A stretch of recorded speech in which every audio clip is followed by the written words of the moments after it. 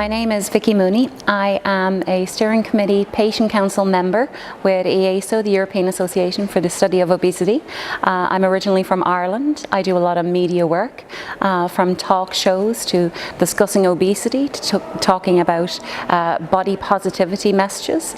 I currently live in Spain and I do a lot of patient advocacy work, so I give the patient a voice where is needed. I don't mind standing on stage in front of thousands of people and being that voice for those who need it. I suppose I have that unique perspective because I work in the media, behind the scenes, on TV, discussing the likes of obesity or, the latest fat trend or diet or how people are perceived. But then again, I'm also a patient. So I've had the experience of being the headless person that is portrayed by the media. I've had the experience of being 400 pounds or 180 kilos and walking around where people don't see my head and they see this. They see what they want to see, which is they perceive as lazy and gluttony. I haven't moved enough. I haven't cut down my diet enough.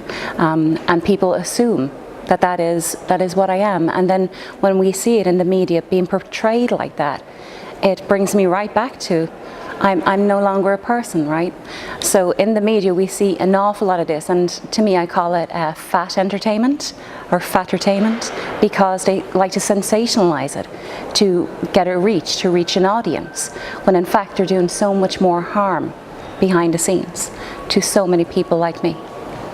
So we have done a lot of talk about improving the perception of people through media, and I personally feel that if we start to acknowledge that this is not a lifestyle choice, if journalists start to step away from the lazy, gluttony, headless images and start to focus on the research and the data that we have that truly shows us obesity is a chronic disease.